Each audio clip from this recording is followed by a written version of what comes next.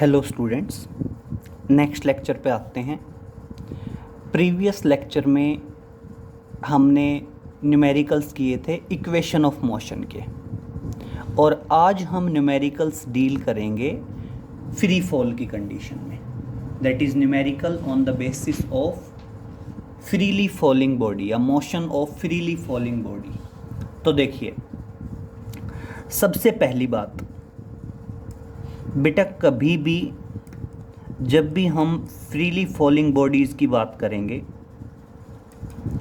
किसी भी freely falling bodies के अंदर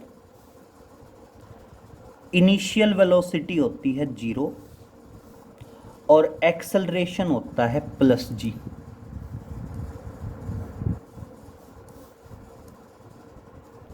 किसमें? डाउनवर्ड, नीचे की तरफ। अगर अपवर्ड की बात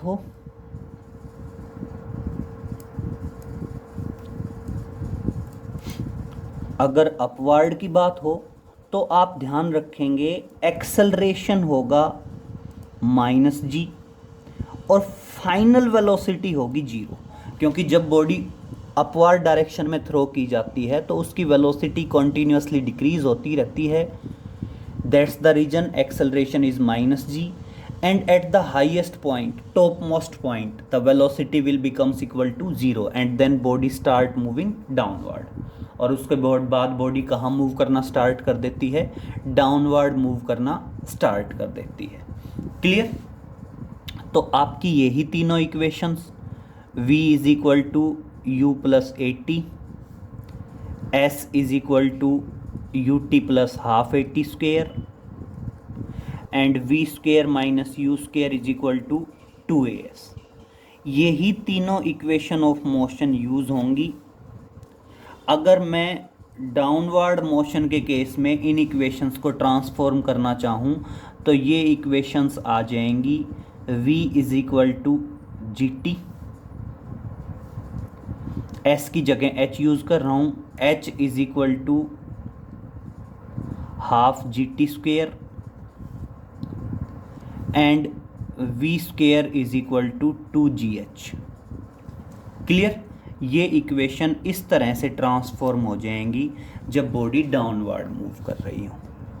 क्लियर? तो सबसे पहले हम एक सिंपल क्वेश्चन करते हैं, एक सिंपल क्वेश्चन से स्टार्टिंग करते हैं। अब उसमें ये है, a ball is thrown upward. पहला ही क्वेश्चन है, बिल्कुल सिंपल करेंगे। A ball is throne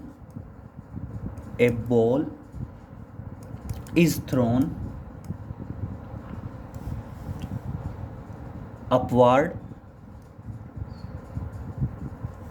with a velocity of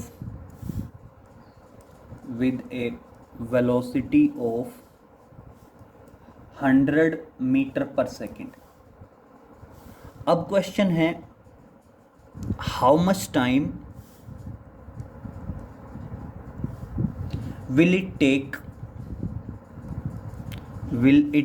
take to reach the ground,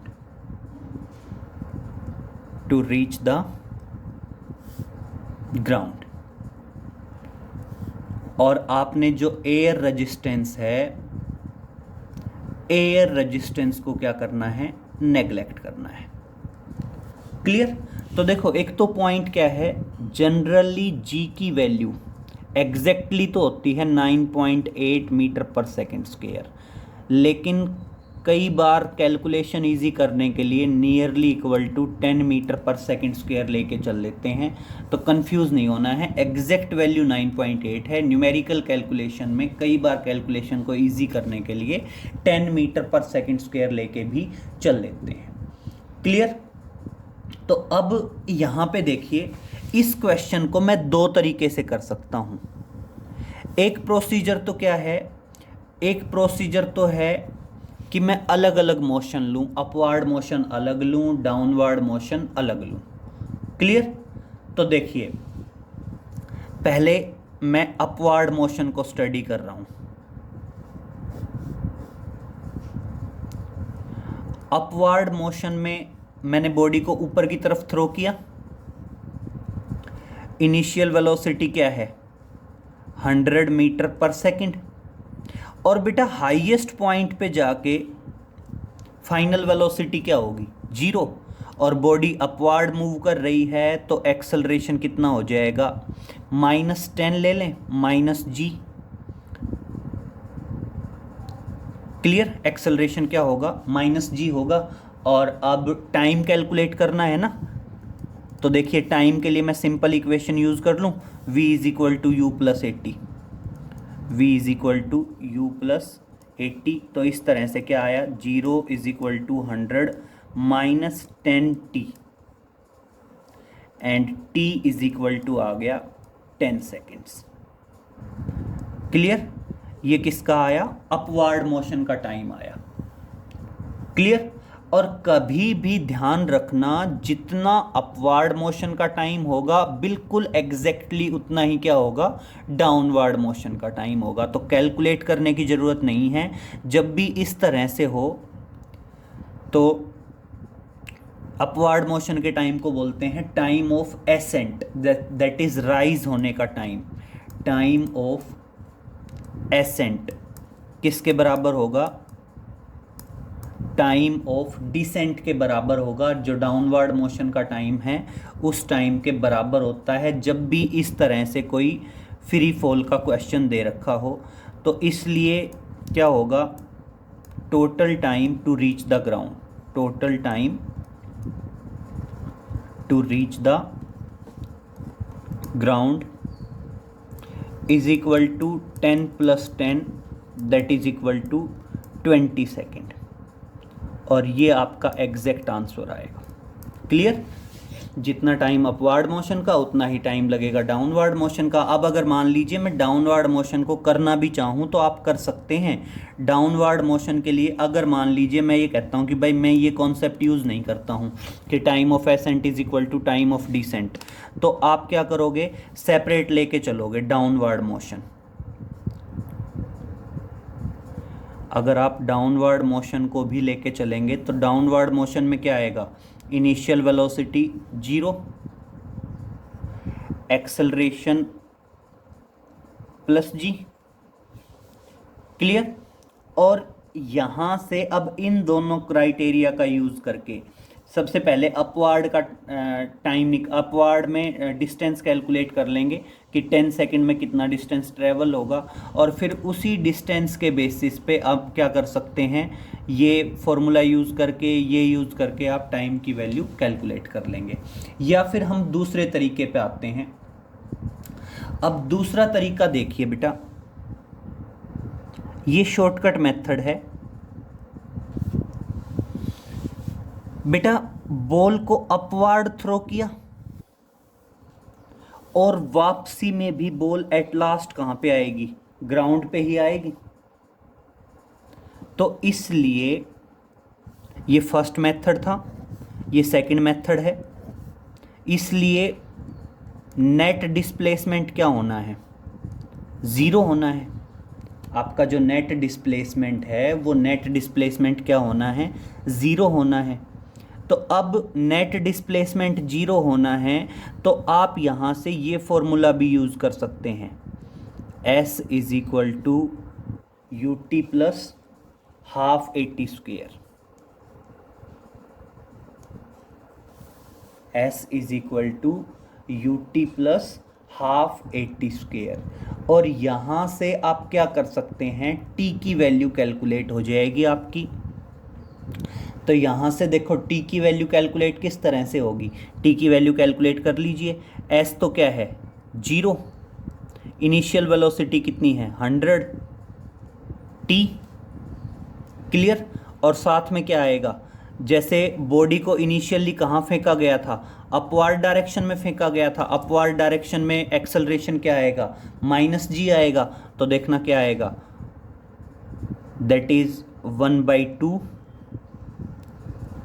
plus का g की वैल्यू -10 और इनटू क्या आ जाएगा t स्क्वेयर। पूरी इक्वेशन को t से डिवाइड करें और पूरी इक्वेशन को t से डिवाइड करके और आपके t की वैल्यू क्या आ जाएगी सॉल्व करके 20 सेकेंड्स आ जाएगी।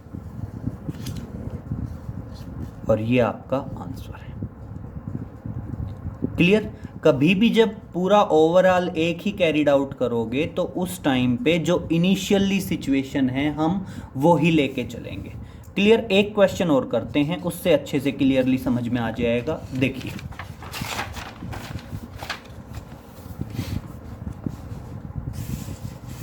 मान लीजिए हम कहते हैं a ball is thrown vertically upward. देखो क्वेश्चन है, a ball is throne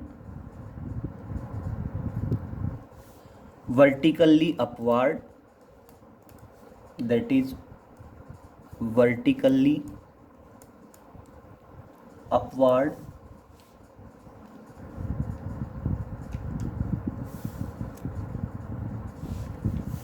with a speed of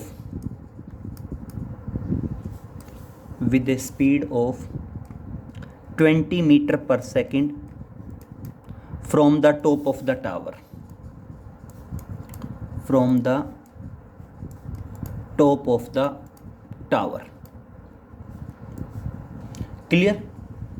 अब क्या है, it reaches back to the earth in 6 seconds, और ये वापस अर्थ सरफेस पे पहुंचती है। कितने टाइम में पहुंचती है? 6 सेकेंड्स में।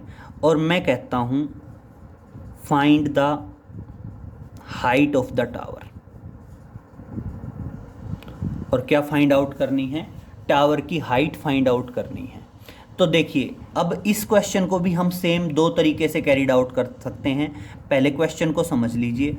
आप ये मान लीजिए कि टावर की हाइट है h। क्लियर।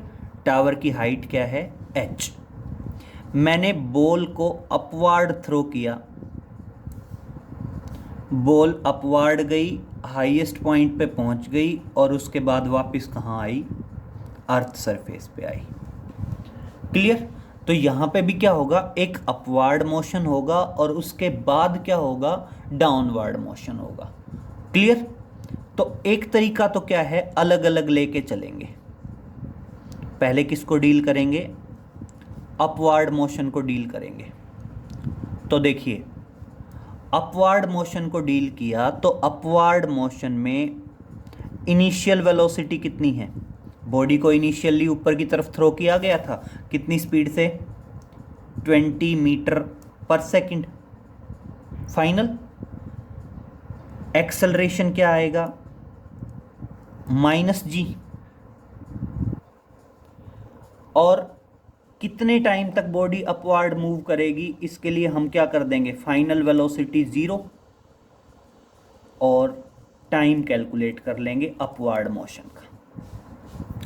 अपवार्ड मोशन का टाइम कैसे निकलेगा? v is equal to u plus 80, 0 is equal to 20 minus 10t and t is equal to 2 seconds. Clear. ये क्या आ गया? अपवार्ड मोशन का टाइम आ गया। तो सिंपल सी बात है, टोटल टाइम 6 सेकंड था, तो डाउनवर्ड मोशन का टाइम कितना बचा? 4 सेकंड बचा। क्लियर। तो देखिए, यहाँ से अपवार्ड मोशन का टाइम आया 2 सेकंड्स। तो क्लियर हो गया, डाउनवर्ड मोशन का टाइम कितना बचा? 4 सेकंड्स बचा। अब अगर हम ये कह दें कि वो हाईएस्ट पॉइंट, हाईएस्ट कितने डिस्टेंस तक गई, कितनी हाइट तक गई, तो इसके लिए इसी से फर्दर शुरू करते हैं। अपवार्ड मोशन को ही डील कर रहे हैं, और कितनी हाइट तक गई? कौन सा फॉर्मूला लगा देंगे? v² minus u² is equal to 2as। तो देखिए, final velocity 0 minus u², u² करेंगे तो 20 का square, that is equal to 2 minus 10 और इंटू s की जगह h कह दें। ये h मत मानिए, टावर की हाइट नहीं है, ये मैक्सिमम कितनी हाइट तक राइज हुई। तो अब यहां से देखिए क्या आया? -400 that is equal to -20h और h कितना आ गया 20 मीटर। h कितना आया 20 मीटर आया। तो क्या बताओगे, maximum height reached by the ball above the tower is 20 metre. Clear हुआ? ये अपवार्ड मोशन की बात हुई। तो हमने क्या निकाल दिया, एक तो कैलकुलेट किया अपवार्ड मोशन का टाइम, दूसरा कैलकुलेट किया maximum height reached by the ball. अब आते हैं डाउनवर्ड मोशन पे, दैट इज डाउनवर्ड मोशन। अब समझिए डाउनवर्ड मोशन के लिए इनिशियल वेलोसिटी तो है 0, एक्सेलरेशन है +g, और डाउनवर्ड मोशन का टाइम ऑलरेडी कितना है, दैट इज 4 सेकेंड। क्लियर? तो हम डिस्टेंस निकाल दें, s is equal to u t plus half a t square. तो देखिए टोटल हाइट आ जाएगी, s ही लिख लेते हैं क्योंकि बार बार h लिख के कंफ्यूज नहीं होंगे। तो देखिए s किसके बराबर आएगा, 0 + 1/2 इंटू जी की वैल्यू 10 और 4 का स्क्वायर क्या आएगा 16, और कितना आ गया 80 मीटर। अब यहाँ से यहाँ तक टोटल डाउनवर्ड मोशन का डिस्टेंस 80 मीटर है और अपवर्ड का कितना था 20। तो अगर मैं 80 में से 20 सब्ट्रैक्ट कर दूं तो आपका क्या निकल जाएगा, हाइट ऑफ द टावर आ जाएगी। Therefore height of the tower is equal to 80 - 20 that is equal to 60 metre. Clear? ये क्या आ गई, हाइट ऑफ द टावर आ गई। और अब इसी में मान लीजिए वो एक पॉइंट और कहता है कि with what velocity it strike to the ground, ये ग्राउंड पे कितनी वेलोसिटी के साथ टकराएगी। तो इसके लिए आप कौन सा फॉर्मूला यूज कर सकते हैं, v² - u² is equal to 2as। Clear? तो देखिए अब क्या आएगा, v² हमने कैलकुलेट करना है, u² 0 है, 2a की वैल्यू 60 और टोटल कितना है 80। तो देखना v² इज इक्वल टू क्या आया 1600 आ गया, दैट इज 800 मल्टीप्लाइड बाई 2 600, और v क्या आ गया √1600। और अगर मैं यहाँ से बात करूँ तो आपका जो 1600 का अंडर रूट आएगा, 1600 का अंडर रूट क्या आएगा, that is 40 metre per second. और ये क्या है, the velocity with which ball strike to the ground, with which ball strike to the ground. Clear? तो देखो क्वेश्चन तो सिंपल था, height of the tower calculate करनी थी, हमारा एग्जैक्ट आंसर तो यही है।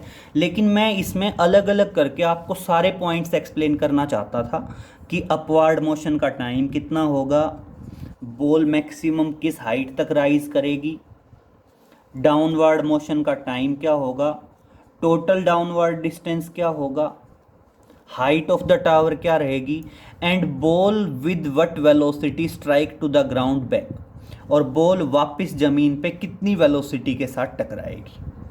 क्लियर? और अगर मैं दूसरे मेथड से करना चाहूँ और सीधा अगर आप ये चाहते हो कि हाइट ऑफ द टावर निकाला जाए, तो हाइट ऑफ द टावर में देखिए बेटा, बॉल को मैंने यहाँ से थ्रो किया, और बॉल वापस यहाँ पे आई, तो नेट डिस्प्लेसमेंट किसके बराबर होगा? हाइट ऑफ द टावर के बराबर होगा। जो आपका नेट डिस्प्लेसमेंट है वो नेट डिस्प्लेसमेंट किसके बराबर होगा? हाइट ऑफ द टावर होगा। क्लियर?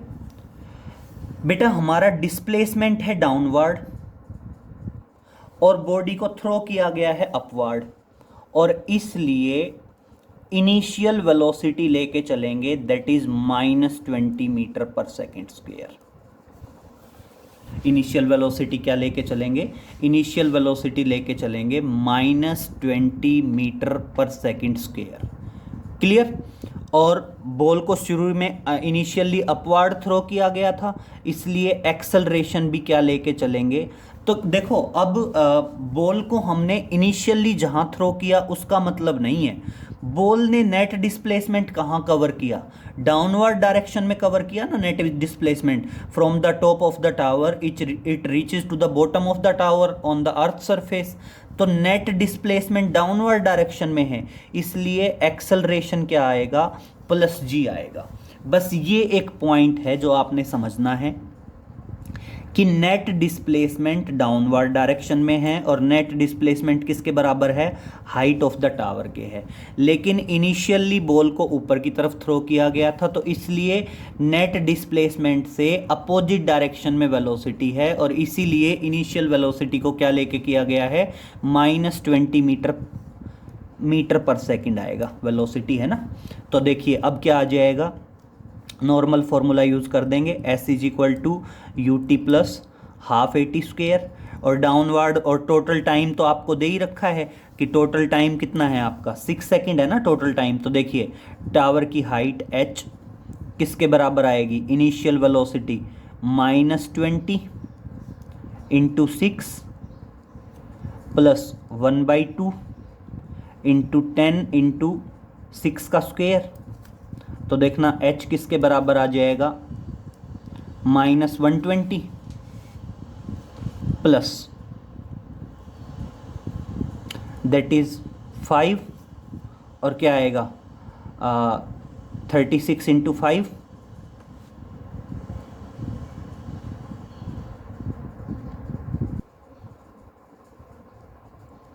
36 इंटू 5। क्लियर? यही होगा ना। तो अब देखिए कितना आएगा? +180 आया ना समझ में। और इस तरह से हाइट ऑफ द टावर कितनी आ गई? 60 मीटर आ गई। तो ये है, आप डायरेक्ट कैलकुलेट कर सकते हैं।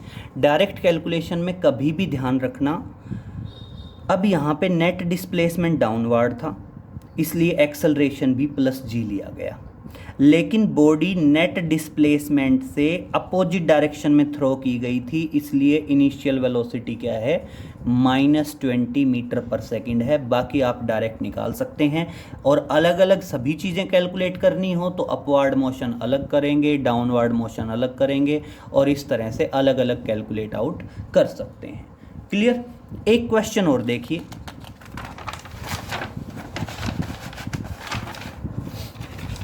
समझें। वो कहता है ए food packet is released, A food packet is released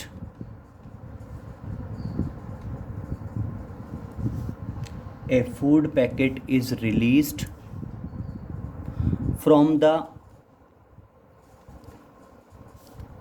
helicopter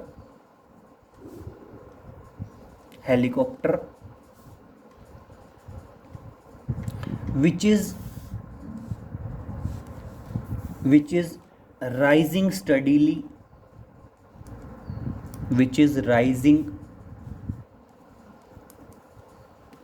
steadily, at 2 meter per second. After 2 seconds of the release, after 2 seconds of the release, release के 2 सेकेंड के बाद what will be the velocity of the packet? What is the velocity of the packet? And दूसरा point है how far is it below the helicopter? अब समझिए point, काफी अच्छा question है। देखिए, सबसे पहली बात क्या है, फूड पैकेट को रिलीज किया गया है, तो फूड पैकेट कहाँ मूव करेगा? डाउनवर्ड मूव करेगा। लेकिन बेटा फूड पैकेट है किस में? हेलीकॉप्टर में। और हेलीकॉप्टर क्या हो रहा है? अपवर्ड राइज हो रहा है विद 2 मीटर पर सेकेंड। तो सिंपल सी बात है, फूड पैकेट भी इनिशियली हेलीकॉप्टर के साथ अपवर्ड राइज कर रहा होगा। तो इसलिए फूड पैकेट के लिए for food packet initial velocity is -2 meter per second and acceleration is +g। ये एक पॉइंट है जो समझने लायक है, बहुत क्लियरली समझिए। आप ये कह रहे हैं कि फूड पैकेट हेलीकॉप्टर में है एंड हेलीकॉप्टर अपवर्ड राइज कर रहा है विद 2 मीटर पर सेकेंड। तो सिंपल सी बात है, फूड पैकेट भी अपवर्ड राइज कर रहा है, लेकिन फूड पैकेट का डिस्प्लेसमेंट कहाँ होना है? डाउनवर्ड डायरेक्शन में। जाना तो उसने डाउनवर्ड है, तो डाउनवर्ड जाना है लेकिन मूव अपवर्ड कर रहा है, इसलिए इनिशियल वेलोसिटी क्या ली जाएगी? -2 मीटर पर सेकेंड ली जाएगी। और नेट डाउनवर्ड मोशन होना है, इसलिए एक्सेलरेशन क्या होना है? +g लेना पड़ेगा। क्लियर? और कितने टाइम के बाद पूछ रहे हैं? 2 सेकेंड के बाद, तो टाइम 2 सेकेंड। तो यहाँ से देखिए, आप नॉर्मल इक्वेशन यूज़ करेंगे, v is equal to u plus 80, तो v is equal to -2। Clear? और एक्सेलरेशन मान लीजिए हम +10 लेते हैं, that is 10 into 2, that is -2 + 20, और v क्या आ जाएगा? That is 18 metre per second. Clear? That is velocity of the food packet. Velocity of food packet. Clear हुआ? ये आपके फूड पैकेट की वेलोसिटी होगी आफ्टर 2 सेकेंड। बस ये एक पॉइंट है कि माइनस क्यों लिया, ये समझ में आना चाहिए। अब दूसरा पॉइंट समझिए, how far is it below the helicopter. तो बेटा सबसे पहला पॉइंट तो क्या है, हम कैलकुलेट करेंगे कि फूड पैकेट ने कितना डिस्प्लेसमेंट कवर किया इन 2 सेकेंड। तो देखिए, आप सिंपल फॉर्मूला यूज करेंगे,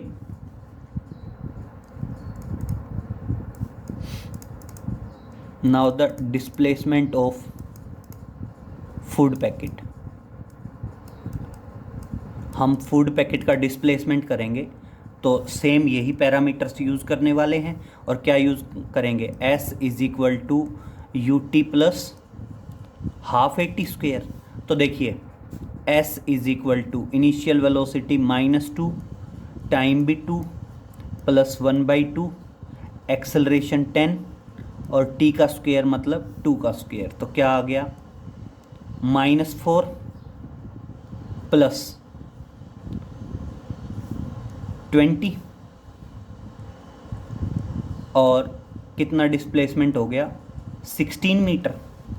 लेकिन अब एक बात समझिए,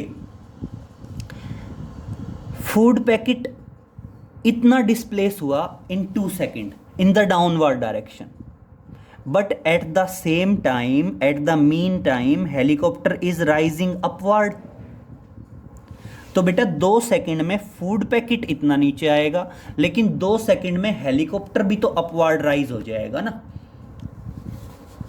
तो अगर मान लीजिए जस्ट हम ये देखते हैं कि 2 सेकेंड में फूड पैकेट कितना नीचे मूव करेगा, तो 2 सेकेंड में जो फूड पैकेट है वो 16 मीटर मूव करेगा डाउनवर्ड।